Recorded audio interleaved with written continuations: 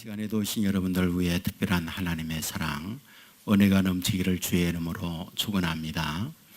우리 앞뒤 좌우에 있는 분들 따뜻한 사랑의 마음으로 인사를 나눕니다. 주님의 이름으로 사랑하고 축복합니다.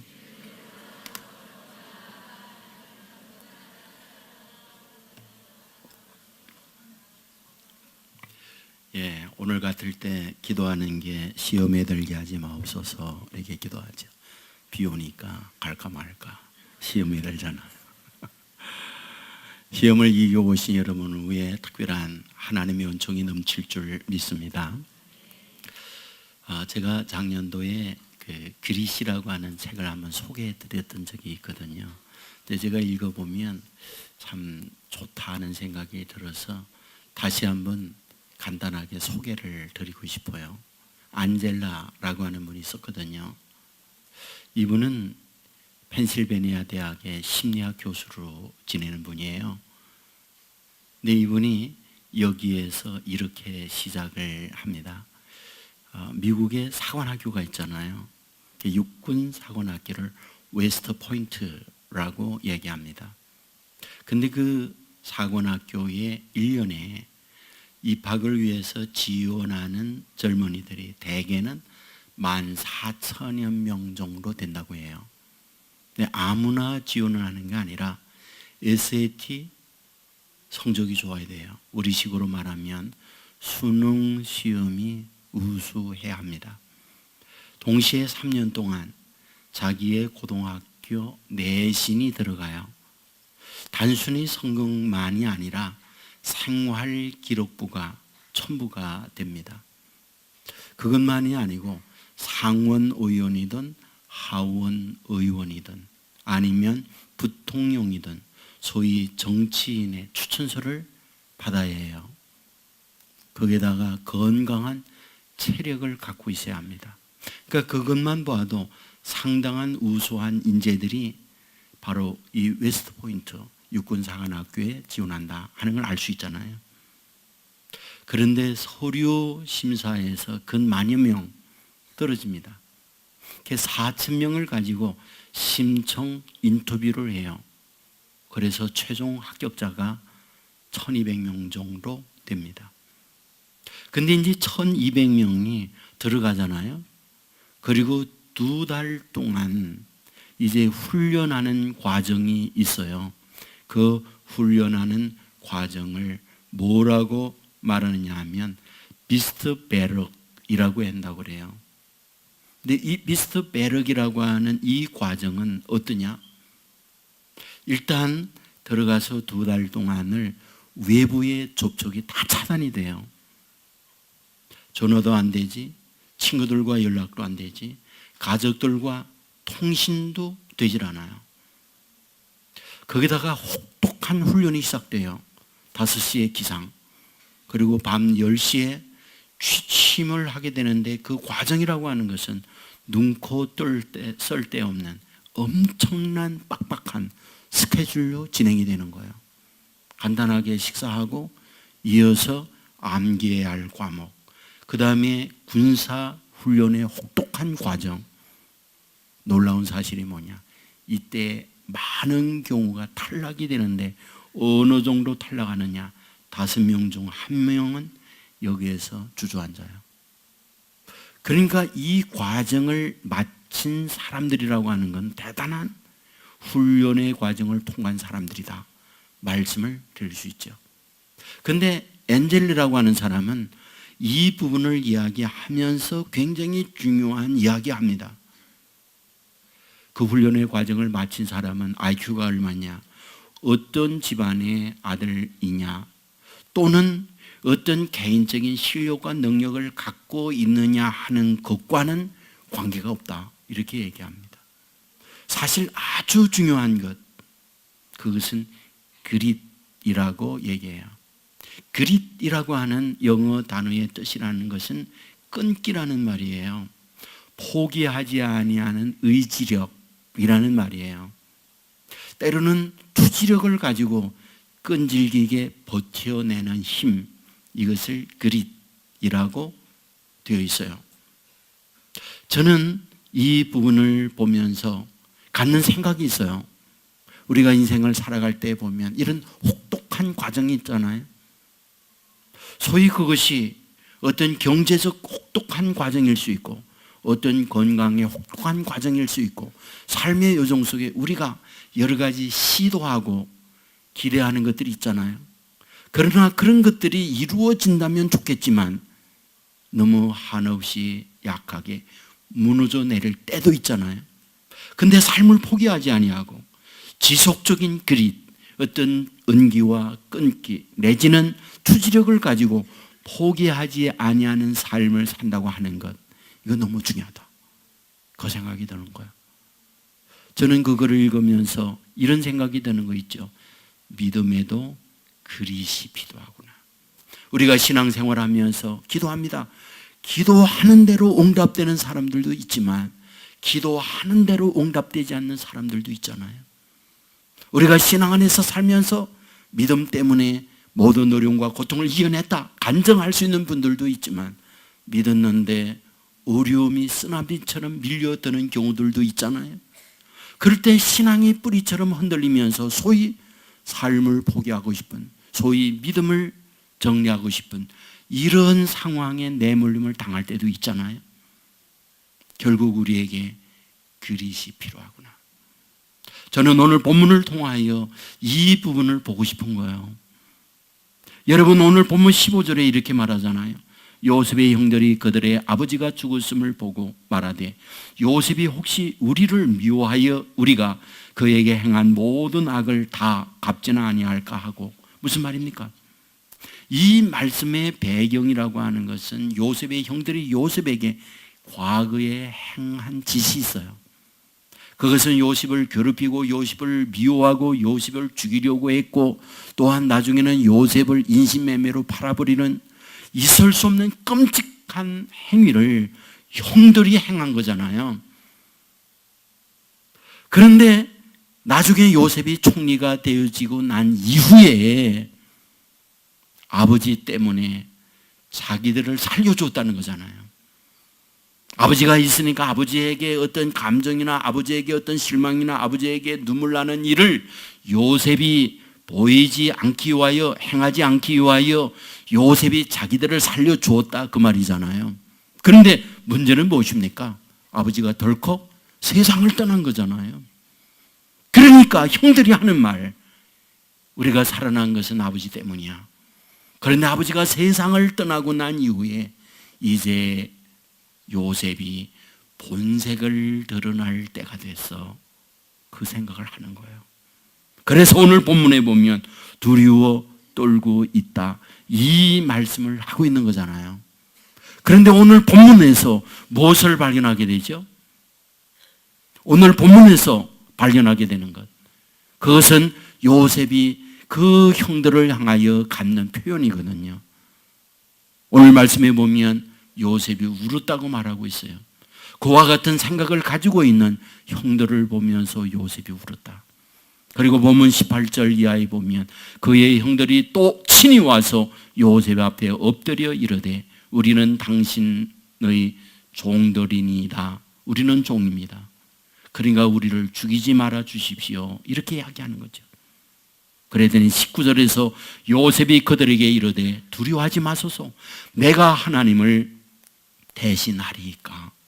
당신들은 나를 해하려 하였으나 하나님은 그것을 선으로 바꾸사 오늘과 같이 많은 백성의 생명을 구원하게 하시려 하셨나니, 이렇게 말씀하는 거죠. 여러분, 우리가 이 말씀을 보면서 깨닫게 되는 게 뭘까요? 아, 요셉은 믿음의 그릿이 있었구나 하는 거죠. 사람이라고 하는 것은 환경의 변화에 따라 감정이 요동치는 거예요. 잘 되면 기뻐하고 안 되면 좌절하는 거예요. 누군가가 격려 위로하면 감사하다고 말하고, 누군가 나와 여러분을 씻고 괴롭히면 그를 향하여 잠 못 이루고 복수하고 싶은 마음을 갖는 게 인간이에요. 사람이라고 하는 것은 삶의 과정 속에 환경이라고 하는데 자유로울 수 없어요. 같은 한국인이지만 미국에서 살고 있는 교민들이 있잖아요. 그곳에서 나서 그곳에서 성장한 아이들 보면 우리와 똑같이 생겼습니다. 그런데 한국말 못해요. 영어만 합니다. 왜? 환경의 지배를 받고 있는 거니까. 어쩔 수 없어요. 인생이라고 하는 것은. 여러분 오늘 본문에도 보면 요새 역시 여러 환경의 지배를 받고 있는 사람이잖아요. 그런데 그에게 뭐가 있었다? 그릿이 있었다라는 거거든요. 여러분 우리가 하나님의 말씀 성경을 보면 우리에게 보여주는 모델적 인물들 많이 있잖아요. 그 가운데 믿음의 조상이 누군가요? 아브라함이에요. 여러분 아브라함을 믿음의 조상이라고 하는 것은 여러 가지 역경, 환난의 어려움이 있었지만 그 믿음을 지키고 나간 인물이었기 때문에 우리는 그를 향하여 믿음의 조상이라고 말하고 있잖아요. 그러면 그는 어떤 환경 어려움이 있다 할지라도 좌로나 우로나 치우침이 없는 그런 인생을 살았을까? 그건 아니잖아요. 여러분 보십시오. 하나님께서 그에게 말을 했어요. 내가 큰 민족을 이루게 만들어줄게. 내가 너를 창대케 만들어줄게. 여러분 이런 말씀을 듣고 가나안 땅에 왔을 때 기다리고 있는 건 큰 민족이나 창대를 할 수 있는 환경이 아니었어요. 기근이었어요. 그 환경에 지배를 받고 있던 아브라함은 이집트로 이민을 가요. 여러분 이민을 갔을 때에 어떤 일이 벌어집니까? 아내가 너무 예뻐요. 그러므로 주위에 있는 사람들을 만나면 자기를 보는 게 아니라 늘 자기의 아내를 보는 거예요. 그때에 가면서 얘기했습니다. 혹시 사람들이 당신에게 누구냐고 묻거든 누이 동생이라고 해라. 나도 사람들에게 당신 소개할 때 누이 동생이라고 말할게. 이러고 가잖아요. 아니나 다를까 왕이 물어보는 거죠. 함께하고 있는 여자 누구냐? 누이 동생입니다. 그래 나에게 시집 보내라. 그래가지고 자기의 아내를 누이 동생이라고 속이면서 시집 보내잖아요. 여러분 이런 인간하고 사는 여자 얼마나 불쌍해요. 정말 불쌍하잖아요. 여러분 사라는 그렇게 불쌍한 거예요. 자기 남편인데 남편이라고 못하고 누이 동생이라고 오빠라고 얘기하고 팔려간 게 자신이었거든요. 무슨 얘기입니까? 그렇게 믿음의 조상이라고 말하는 아브라함도 자기에게 위협이 당하며 환경의 지배를 받고 이렇게 살아가는 게 아브라함이었다는 거예요. 그것만입니까? 여러분 하나님께서 75살에 자녀를 주겠다고 말을 했지만 10년이 지나도록 자녀를 얻지 못해요. 85살이 되었을 때 그가 하는 게 뭡니까? 내가 뭔가 할 수 있을 때 아이 낳아야지. 그래서 사라의 몸종이었던 하갈과 함께 잠자리 하잖아요. 그래서 이스마엘을 낳지 않습니까? 그것으로 인하여 가정의 불화와 어려움으로 날마다 다투고 싸웠던 걸 보게 됩니다.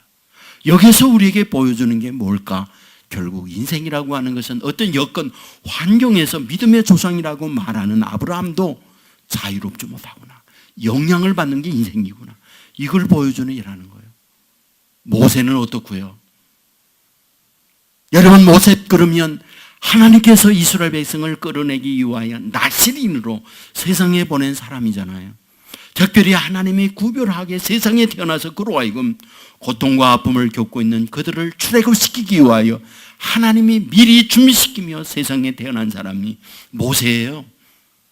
그런데 우리가 말씀을 보면서 깨닫게 되는 게 뭔지 아세요? 성질 하나 정말 더러운 사람이라는 걸 알게 돼요. 어째서요? 자기 동족에 대하여 괴롭힌다고 이집트 사람 2명 죽이고 암매장 시킨 사람이 모세예요. 여러분 출애굽하는 과정 속에서 어떤가요? 이스라엘 백성이 언제나 순종하고 언제나 양순하게 따라온 게 아닙니다. 어려움을 만날 때 어려움을 극복하면서 온 게 아니에요. 홍해가 막힐 때 대들죠. 물이 없다고 대들죠. 먹을 양식이 없다고 대들죠.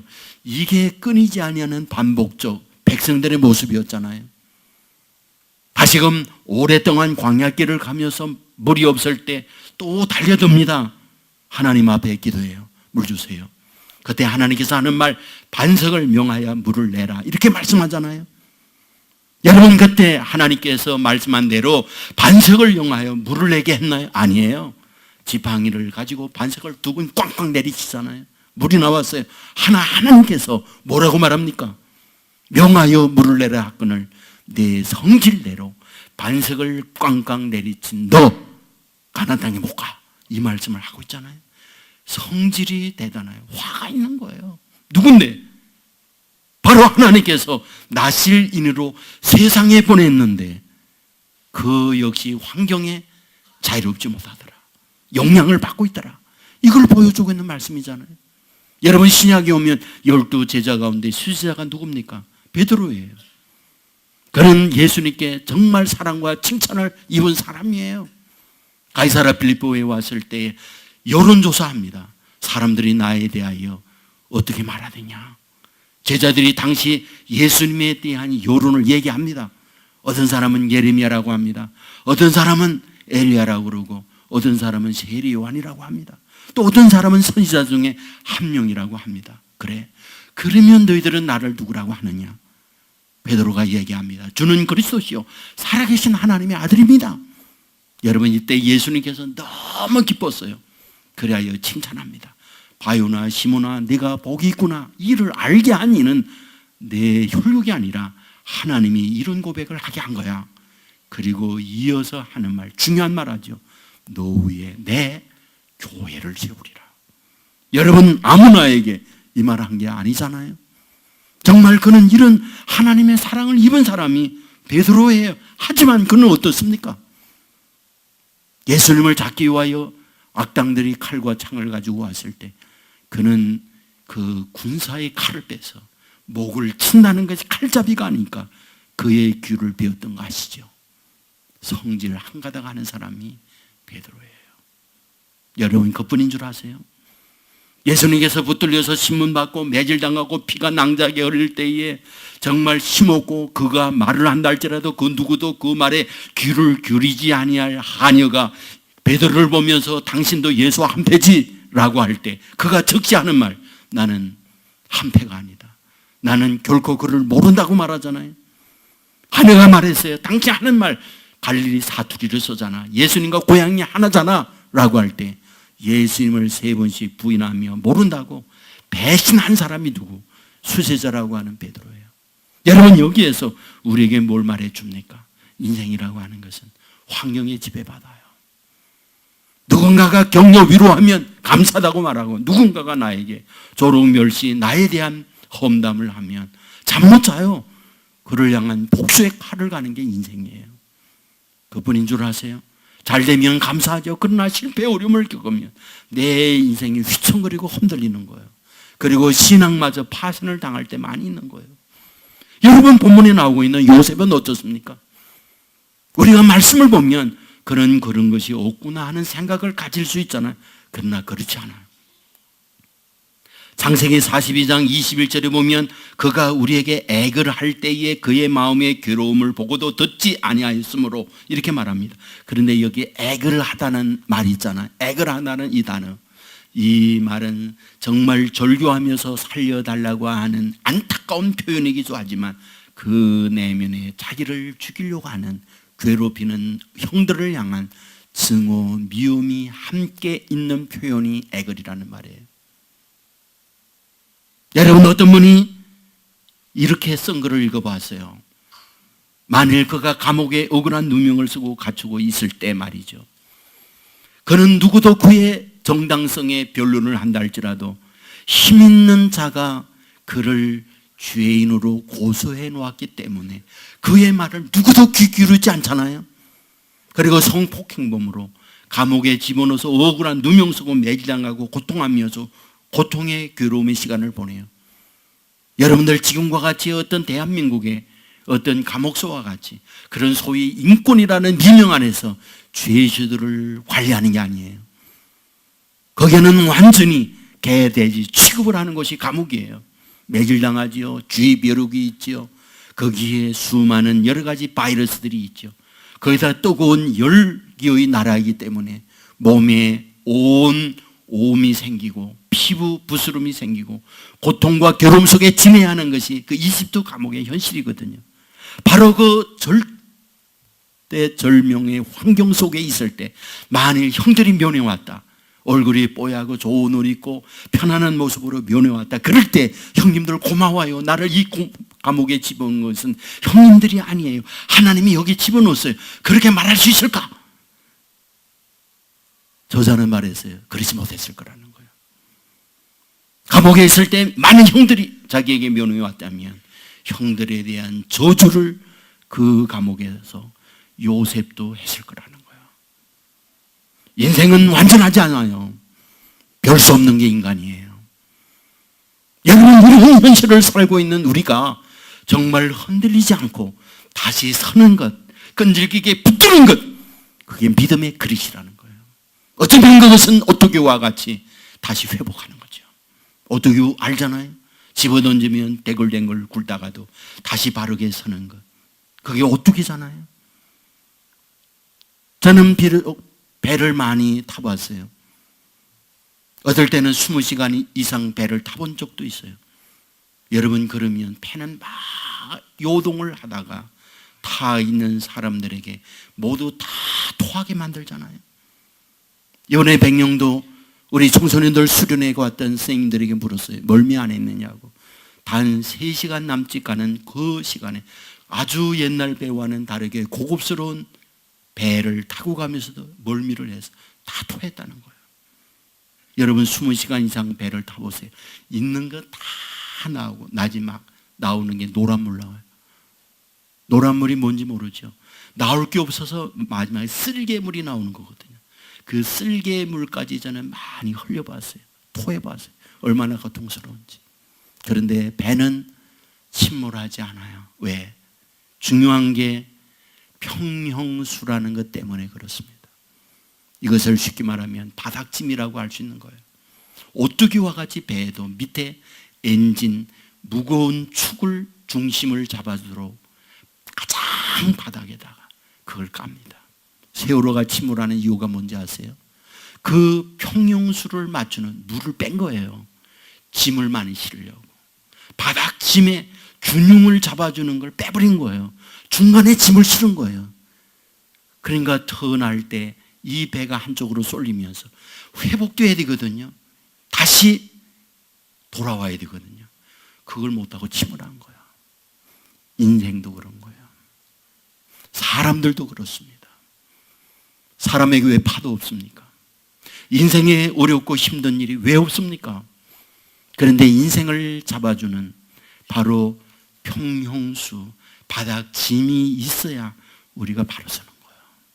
하나님께서 하나님의 자녀들을 향하여 갖고 있는 하나님의 마음이 뭡니까?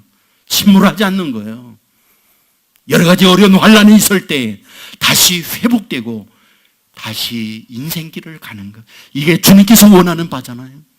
여러분, 오늘 본문에서 하나님이 요셉을 향하여 하나님이 갖고 있는 것, 믿음의 그릇이거든요. 흔들리지 않고 바로 서는 거예요. 바로 그 서게 하는 하나님의 방법이 뭔지 아십니까? 오늘 우리가 말씀을 보면서 깨닫는 것은 시선이에요. 시선이에요. 내가 어디를 보느냐는 거죠. 여러분, 이것을 잘 우리에게 보여주고 있는 것이 창세기 39장에 나와 있거든요.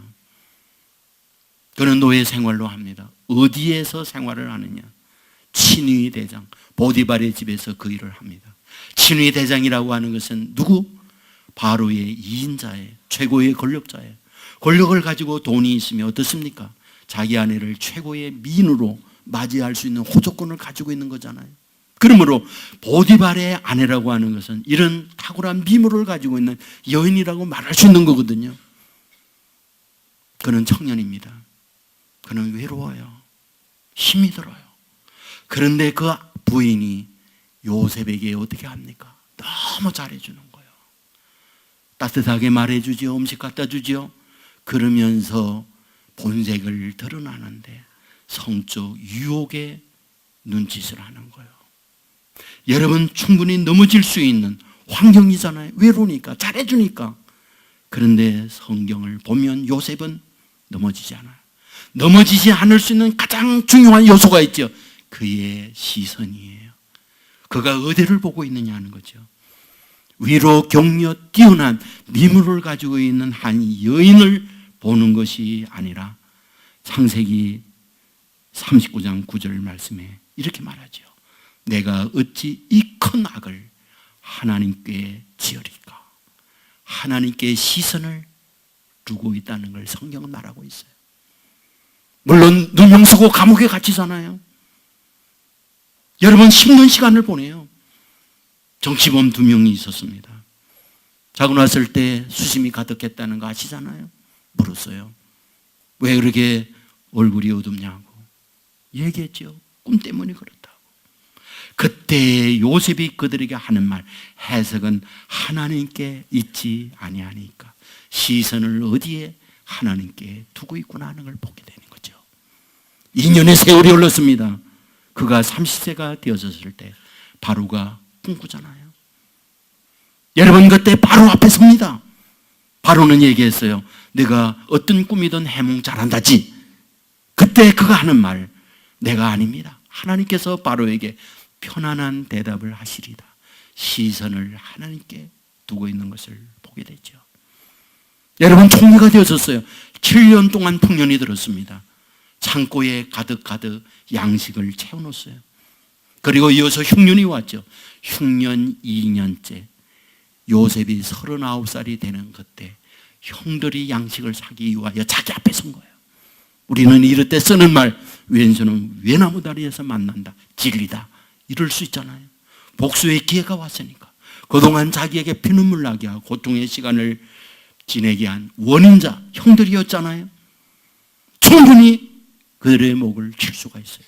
그런데 그때 요셉의 시선은 어디입니까? 하나님이에요. 여러분 말씀해 보면 두려워하지 마소서. 내가 하나님을 대신하리이까.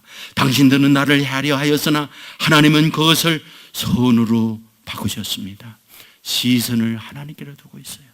사랑하는 여러분, 사람은 환경의 지배를 받을 수밖에 없잖아요. 나를 힘들게 하는 사람들에게 대하여 원한이 생겨요.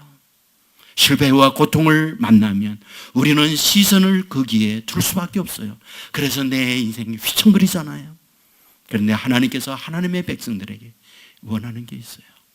시선을 거기를 넘어 하나님께 두기를 원해요. 하나님께 이 시선을 고정시키고 하나님을 붙드는 자, 하나님은 알아요. 하나님은 함께 해줘요. 하나님은 그들을 놓치지 않아요. 하나님은 다시 휘청거리는 요동치는 파도 속에 있다 할지라도 바로 회복되게 만들어요. 그 평용수가, 그 바닥짐이 우리를 잡아줘요. 그리고 끝내 하나님의 놀라운 축복의 자리에 이르게 한다는 거 믿으시기를 주님의 이름으로 축원합니다. 여러분 앞에서 말씀드렸던 그릿이라는 책 있잖아요. 그분이 아버지 어머님이 중국분이에요. 이민 갔어요. 중국에서 어린 시절을 지냅니다. 영재 모집하는 곳에 응시했다가 낙방이 돼요. 그는 어릴 때부터 피아노, 바이올린 그 어느 것 하나 다루지 못하는 평범한 아이였어요. 아버지가 그에게 늘 하는 말, 너는 머리가 나빠. 너는 뭐든지 해도 되지 않아. 이것이 안젤라를 향하여 아버지가 늘 하는 말이었어요. 그는 그것이 상처입니다. 그런데 그는 그런 자신을 알아요. 내가 탁월하지 않다는 것. 그런데 그분은 2013년에 메가더 그룹, 메가더 센터에서 쓰는 미국 천재에게 주는 상을 받아요. 천재가 아닌 보통의 사람이었는데 2013년, 지금부터 4년 전에 미국에서 주는 천재의 상을 그분이 받습니다. 그런데 그는 여기에서 뭐라고 그러냐? 나는 평범했지만 그리 포기하지 아니하는 끈기, 투지력을 가지고 여기까지 왔다. 자기는 그렇게 얘기해요. 그러면서 웨스트 포인트에 대한 이야기도 했지만 이분이 이어서 누구를 말하느냐? 존 어빙을 소개하고 있어요. 그분이 누구냐? 미국의 최고의 작가래요. 여러 가지 많은 소설을 썼는데 이분이 쓴 책 그 어느 거 하나가도 베스트셀러가 되지 않은 작품이 없답니다. 그리고 이분이 쓴 작품 5권이 영화로 만들어졌다고 해요. 그러니까 얼마나 탁월한 지필가입니까? 그래서 미국에서 존 오빙 그러면 재미있는 이야기꾼이라는 별명을 갖고 있어요. 그런데 이 책에서 뭐라고 그러는지 아세요? 이분이 학교를 다닐 때 영어 실력이 C-입니다. 자기 국어가 C-예요. 그리고 수학 능력 SAT 시험에서 800점 만점에 475점을 받아요. 언어 영역에 있었어요. 영어 실력이 그 정도라는 거죠. 그러니까 다르게 표현하면 언어 실력에 있어서는 다른 아이와 비교해 봤을 때 실력이 3분의 1 수준이었다, 그런 얘기거든요. 어빙을 가르쳤던 학교 선생님이 이 어빙에 대한 이야기예요. 걔는 게으르고 멍청한 아이였어 라고 기억을 해요. 뭐라고 쓰는지 아세요? 자기는 친구들이 역사 공부를 할 때 1시간 외우면 될 걸 자기는 2-3시간 외우지 않으면 외우지 못했대요. 자기는 영어를 쓰면 철자가 너무 들리고 말이 맞지 않는, 문맥으로 말미암아 말되지 않는 글을 항상 썼대요. 자기가 그걸 알았답니다. 그래서 자기는 남들이 1시간 할 때 2-3시간은 공부했고, 영어 철자가 모르니까 항상 써가지고 다니면서 영어 철자를 외우고, 글 쓰는 걸 모르니까 여전히 글 쓰는 훈련을 하면서 자기는 왔다고. 어빙은 우리 뜻으로 말하면 어봉한 아이였다는 거예요. 그는 어봉했어요. 그런데 그와 같이 지금의 탁월한 실력을 가질 수 있는 이유가 뭐였을까? 이 때문에 자기가 여기 있다는 거예요. 기릿, 포기하지 아니하는 끈질김. 저는 그것을 보면서 알아요. 힘들잖아요. 요동치는 인생을 살잖아요. 원하는 바 되는 것도 있지만 안 되는 게 더 많잖아요. 포기하고 싶을 때 많이 있잖아요. 눈물 때 많이 있잖아요. 잠 못 이룰 때 많이 있잖아요. 그런데 믿음의 길이 하나님을 향한 시선을 놓지 않는 거예요. 여러분, 이건 정말 힘든 부분이에요. 왜? 인생이라고 하는 것은 환경의 지배를 받으니까요. 우리는 베드로 잘 알아요. 여러분, 밤에 예수님께서 물 위로 걸어오는 모습을 보면서 말했잖아요. 유령이라고. 하지만 주님은 말했어요. 내니 두려워하지 마라. 만일 주시어도 나를 명하여 물 위로 걸어오라 하소서. 오라. 그러니까 베드로가 배에서 내려서 걸었어요. 하지만 물속으로 빠져들어갔잖아요. 왜 빠져들어갔을까요? 성경은 말해요. 바람과 파도를 보고 무서워 빠져가는지라. 바람과 파도를 보고 무서워 빠져가는지라. 이게 성경의 기록이에요. 사람은 환경에 영향받아요. 어쩔 수가 없잖아요. 저는 마지막 말씀을 하면서 말씀을 맺을게요. 다니엘이요. 유대인이에요. 포로로 끌려갔습니다. 그는 인정을 받아서 공문으로 취직되잖아요. 그는 여러 가지 인정을 받으면서 총리가 되어졌어요. 총리란 무엇입니까? 왕의 2인자 자리에 올라갔다는 말이잖아요. 하지만 거기는 원주민들이 있어요. 그들이 이렇게 자기들의 발을 딛고 올라선 이 다니엘을 그대로 두지 않죠. 그를 끌어내리기 위하여 그들의 계획하는 게 뭔지 아세요? 그의 허물, 어떤 부정부패를 찾아내는 거예요. 우리는 털어 먼지 안 나는 사람 없다고 말하잖아요. 그런데 그는 털어도 먼지가 나지 않았어요.